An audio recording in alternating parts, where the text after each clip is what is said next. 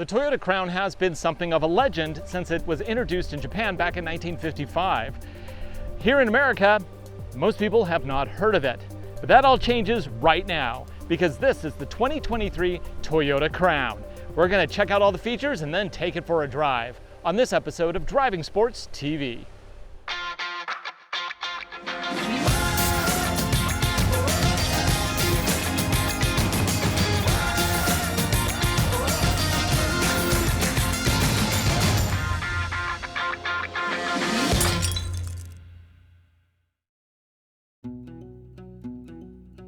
For 2023, this new 16th generation Crown will be built in Japan and sold through Toyota dealers here in North America. It may look like a large crossover, but Toyota points out that it has a trunk, so it's actually a reimagined premium full-size sedan, which makes sense because it will ultimately replace the Avalon at the top of the Toyota food chain. There will be two initial powertrains offered on the Toyota Crown. Both are hybrid with all-wheel drive standard.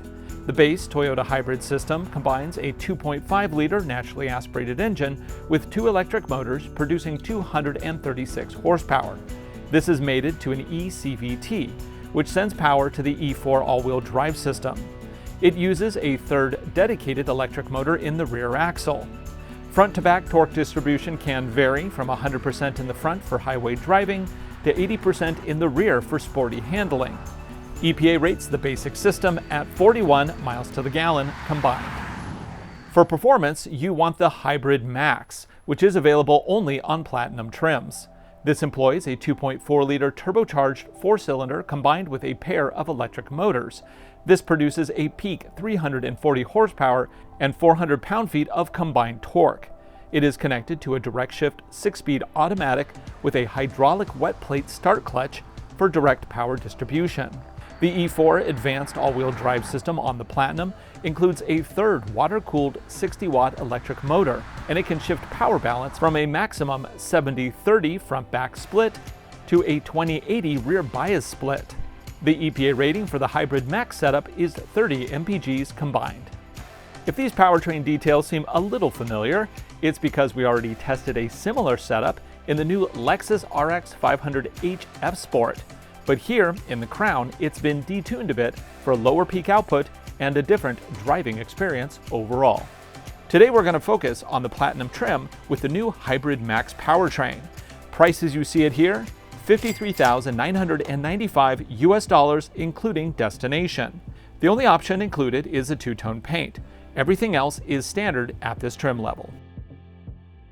Even though it may look like a crossover, the big giveaway, as this being a sedan, is because it actually has a proper trunk. There's the button. There we go. Cargo capacity is rated at 15.2 cubic feet. Fold the second row down for larger items. Under the floor is a spare tire and jack. It's interesting that even at $50,000, there is still a manual pull. One of the main benefits of a full-size sedan is good legroom in the second row, and this definitely delivers. I have plenty of room for my feet and my legs. I'm 6'1", legs torso proportionate. I fit just fine. I get lots of light from this panorama sunroof, which is currently closed. One thing I would like to see here at this price point are separate aircon controls, but I don't get that. I do get vents, however, and two USB-C sockets, in addition to an armrest and cup holders.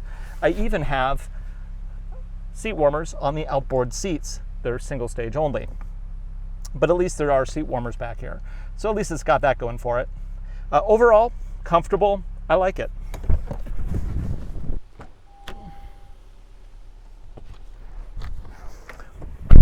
Okay, I am really excited to finally get a chance to drive the new Crown. Now, man, I just can't get used to that name, Crown. Whenever I say Crown, I kind of think of, the Mountbattens and the Windsors. I don't think of Toyota. But as it is, oh yeah, I just said Toyota. So let me introduce to you the voice command system. This is built into the new nav head unit, which is really cool. Yeah, you can go away now. This first showed up in the Toyota Tundra and the Lexus RX and the Lexus LX, and now it is here in the Crown. It is a cloud-based system that allows for navigation, has XM satellite radio as an option. You can also integrate multiple mobile devices with wireless CarPlay, which is cool. It also has wireless Android Auto. While it is connected via wireless, I can charge the device right here in this really handy little pocket that also has a little fan to keep it from overheating. So that is a very well thought out little space there. Also, no matter how much you drive quickly, it's not going to fall out. It's very safe. So I'm not going to go too much into the system because I've already covered it on other vehicles. Suffice to say, it's modern, it's good. The only thing I think it's really lacking is a multimodal view so I can see both music and navigation at the same time. But I'm sure that'll come in the future at some point. This is over-the-air updatable, and Toyota could add it if they ever want to. Oh, if you have multiple Toyota and Lexus vehicles, the profiles for driver profiles are portable. So you can actually set up all your preferences on this vehicle and then get into your Lexus NX, for example, and it would carry those same settings over, like, you know, what kind of temperature you like, what radio stations, all that stuff. Overall, the fit and finish on this vehicle, it is a pre-production that I'm looking at right now, and I'd say it's good. I kind of expected a little bit more for being the pinnacle Toyota. I'm not sure why, because I have never been in a Crown, but my expectations were pretty high based on the lofty words they used to describe the Crown and what it means to Japanese buyers. Because there's some cheap plastic here, there's some cheap plastic here. This is okay. I do like this. Is that metal or is that plastic? It feels kind of like plastic. That metallic strip there. The way the navigation system is integrated into the bezel, I think looks really good. There's a lot of good and there's a lot of meh. But overall, the design, I think, is effective. And given this is a Toyota product, not a Lexus product, I can't really knock them too much for, like, for example, lack of wood. The steering wheel, wrapped in leather. It has paddle shifters because this is, of course, the Hybrid Max system with the 6-speed automatic transmission. And we can control it here. We'll test that out a little bit later. Got buttons for various control on the left here, which lets me change my different views. I can look up navigation, adaptive cruise mode. Basically, I can kind of set up all the little gauges and whatnot there, which is neat. And then on the right, I can control the adaptive cruise control system, which supports lane centering as well as vehicle spacing. It'll basically use radar to gap the vehicle in front of me, which is really nice when you're doing long trips. Again, we will test that later. This is, however, part of the Toyota Safety Sense 3.0 system, which is their latest safety package, which includes the adaptive cruise control, lane trace, blind spot warning, rear cross traffic alerts. In fact, if I switch over here, you can see the rear view. We got a nice surround view, and it'll give cross traffic alerts both for the front and for the back, which is kind of neat. Very cool feature on this is they've upgraded the collision mitigation aspect of the system to also detect guardrails and motorcycles, which you don't get on all collision systems. So they are making advancements, little steps at a time, and they are rolling it into vehicles, and this one is the latest, so it gets the latest setup there. Panorama sunroof. This thing is massive. And there is one small problem with it. I feel like my head is really close to it because it helps bring the headliner down a little. And if you get a Platinum, they come standard with that. So if you're taller than 6'1", this might be a slightly snug fit, especially if you have a longer torso. So just keep that in mind if you're shopping for one of these. The Avalon, which this effectively replaces, has more headroom. Just so if you're shopping and you were on the fence and you're, say, 6'5", go with the Avalon because you won't fit in here. Armrest, it uses that cool double opening that we've seen on some other Toyotas. I like that. Oh, in here there is a USB power socket. And, oh, is there a 12 volt on here somewhere? Yep, there's a 12 volt socket down there as well. We can see the remote. Looks just like a standard Toyota remote. No remote start though. Again, for 50 grand, I kind of would have expected remote start. I don't know, there's just a number of little things that I think, you know, for the price, they could have added that. Remote start is another one of those things. The seat, very nicely contoured, fits great. I have lots of controls down here. Do I get lumbar? Yeah, I got lumbar control, power lumbar. And I get 2 memory settings so I can save them in memory. Now the transmission here is a 6-speed automatic, and I can control it with this little lever, which I think this is kind of out of a Prius or something like that, but it does the job. Once you get used to it, it's not hard to use. I even get a manual override option, and then I can use my paddle shifters to plop through the gears.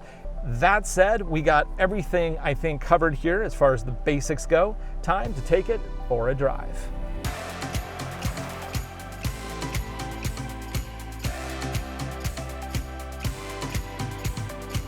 So let's talk about the looks of this vehicle. It's a little polarizing. First off, it's a sedan, but it's not. It's a crossover, but it's not. It only has 5.8 inches of ground clearance, which is not a lot. That's basically sedan territory right there. So it may not be designed for off-roading, but how about a run from 0 to 60? Let's give it a try. And 3, 2, 1, go. Ooh, little wheel spin. Ooh, that's a lot of pull. And 60. Okay. With this initial test, we get 5.8 seconds. That's almost identical to our last test of the Acura TLX with super handling all-wheel drive from last year. I don't know Tennessee very well, but luckily, Toyota has provided us with a guidebook to be able to find some decent roads here. And let's stop for a second before we head on out. I think we're going to go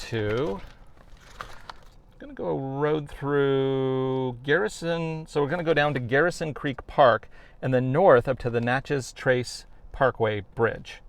And then we'll come back. I think that's a nice little jaunt. It says 42 minutes. I got that.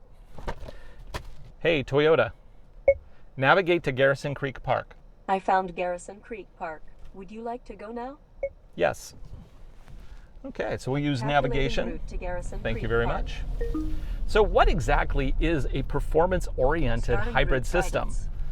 It's one that uses the electric motors. Next left, and then turn right at the end of the road. She's a talker. Okay, so what exactly is a performance-oriented? Proceed about 2 miles. Can I? Old Hillsborough Road. Can I talk now? Okay. We got a few minutes here. 10 minutes here to get this out. So what exactly is a performance-oriented hybrid system? Well, traditionally, Toyota's been using hybrids to make powertrains more efficient, to give you better economy, and to also give you a better experience in like stop-and-go situations. Because, of course, electric motors have 100% of torque at 0 RPM, which makes them ideal in the range that gas-powered motors are less efficient at. So it creates a nice package to put them together and you get extra efficiency. Well, the benefit, of course, there is also 100% of torque at 0 RPM. So you would think, well, there's an obvious performance application there, right? I mean, that's one reason why high-end electric cars are so popular. It doesn't like it that I'm looking to camera. It's monitoring my eyeballs. I don't like that. Don't monitor my eyeballs while I'm talking to these people, okay? Can I talk over here now? You're gonna complain more? Don't. Okay. As I was saying, electric cars, especially high-end ones, are really popular because they are extraordinarily fast. And that is simply because of the efficiency of electric motors to be able to push so much torque down so quickly. So in this vehicle, Toyota's really taken that and run with it. They use this hybrid system to, of course, improve efficiency, but mostly to improve performance. And it's kind of funny, if you look at the standard hybrid in the base Crown, the lower trims, you get a system that is 100% front-wheel drive on the highway, and then it switches up to 80% to the back in very specific situations. This one is 70% to the front and 30 to the back, and it will also do up to 80 to the back. So the difference there is the fact that this is always all-wheel drive. If you get the Platinum, you get a vehicle that is always all-wheel drive with the Max hybrid setup producing 400 foot-pounds of torque.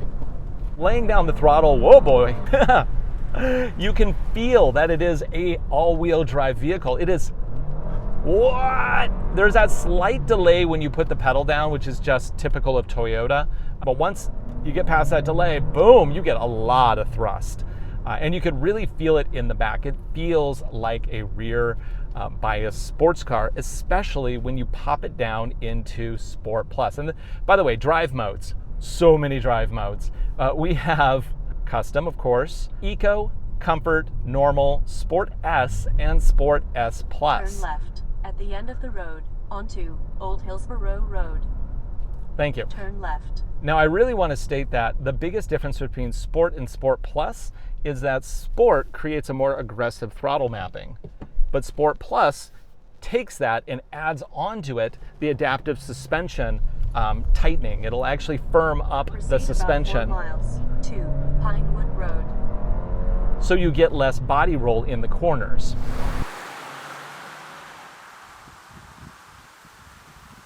Sitting position in this is quite good. You do have a really high ingress egress, which means getting in and getting out essentially. So it kind of has a seating position like a crossover, which a lot of people like because it's easier to get in. You don't have to like fall down to the seat and climb back out again. Specifically empty nesters who are getting older but still want something that's kind of luxurious and performance oriented, especially like sedans, but want that higher seating position of a crossover, this vehicle makes a lot of sense for them if it's within the budget that they're looking for and has the features that they wanted, of course. So while I'm following this Nissan Armada in front of me, let's go ahead and try this adaptive cruise control. So I just hit a button and it turns on the adaptive control system. I can increase and decrease, and it'll never go, it basically maintains a gap between me and the vehicle in front of me, which is really, really great. And I can adjust that gap with a button down here. Now I can additionally turn on lane tracing, which will help keep me centered in the lane. It's kind of like a pseudo autopilot. We've covered it on other reviews before. A lot of other vehicles have been introducing it, and it's nice to see it here as well. So just to give you an idea, yeah, it'll keep us dead center in the lane. Now this is primarily meant as a way to ease the need to constantly put inputs into a vehicle, like while you're driving on long distances. It's not meant as an autopilot system per se. And in fact, it tells me to put my hands on the wheels after about like, what was that, 20 seconds or something. So it's definitely not an autopilot. But by reducing that need to constantly be making adjustments, it makes long distance travel a lot more comfortable. Okay. Turn left. Turn left.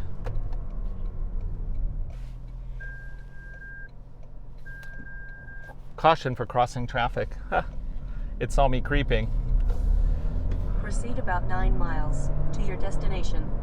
Okay, so we got a 9-mile run here. The seating position is very comfortable. The steering wheel material is just lovely. I love this leather.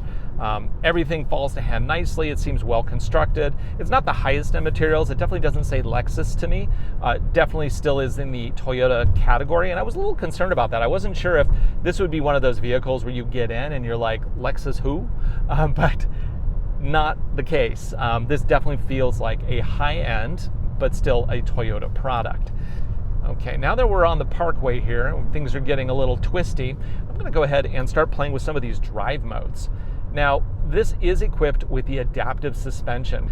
We can start with Eco, where they numb the throttle. You got to really push that throttle in, and the vehicle is definitely, oh wow, that is so much softer, and there's so much more body roll. That's kind of crazy. Okay, then we move up the chain. We got Comfort, which is still smooth and compliant. Normal tightens up that suspension a little bit. But then when you move to Sport S, it doesn't actually change the suspension setting. It keeps it in the normal mode. It just makes the throttle a lot more aggressive and really puts on tap that full 400 pound-feet of torque. And then if you move one more level up, you get Sport Plus, and that tightens up everything. Now in this, I can pop into manual mode and now use the paddle shifters to optimize my cornering dynamics. Shift down, throttle in. Woo! Yeah, this thing's it's so smooth. Oh man, it keeps saying driver monitor alert because my eyes are looking at the different gauges and the cameras and stuff, and it just does not like it. I don't like getting nagged that much. I'm sure there's a place to turn it off, but yeah, I'm not sure where. Downshift, get a little more power into this corner. As I'm exiting, let's throw a little throttle onto it so you can feel that dynamics. Oh yeah, definitely it still has body roll. I mean, there's still a lot of body roll here, but it does feel more aggressive, and it always feels planted and pretty well balanced. In fact, if I put the brakes on, I get very little nosedive. It's almost like the vehicle it like magically slows down. And then as I accelerate, there's no lift. It's just flat. That's pretty cool, actually. They definitely did wonders with this adaptive suspension. And it's unfortunate you can only get the adaptive suspension on the top Platinum with the Max powertrain, but obviously here is where it matters most, because with this much power, you definitely would be doing a lot of this if you had a softer suspension setup. Paddles go pretty quick. Now this is a 6-speed automatic transmission. It shifts very quickly and it's so smooth. Okay, this is pretty cool. I'm enjoying driving this. Now, is it the car I would pick for, what is the price on this thing? $53,995. That's a lot of money. I'm not sure it is. But you do get a lot of features in a thoroughly modern full-size sedan that you really just can't get anywhere else. It really is a sit-up, driver's face not detected. Well, I'm sorry, I'm turning the wheel. You're blocking yourself. That's annoying. That's actually really interesting. So the driver monitor, because the steering wheel covers up the monitor window, it doesn't see my face. Okay, I think they have a little tweaking on this interior to do. That's funny. Huh. Now, as for calling it the Crown, if you walk up to any American and you say, what do you think of The Crown? They'll be like, oh, it was a great Netflix series. Claire Foy did amazing as the Queen. Or they might talk about... half a mile. Your destination is ahead. Or they might talk about the Mountbatten family and the Windsors. They are definitely not going to talk about a Japanese import car that first debuted in the domestic market of Japan in 1955. That is not going to be the topic. And I think they're going to have a little bit of an uphill battle trying to sell the idea of the Crown to American buyers. It's just like we already have a preconceived notion of what the Crown means to us. And it is not this vehicle. It is anything but this vehicle. I think it would have been kind of a better idea. They already have the Venza, which is a hybrid crossover from Toyota.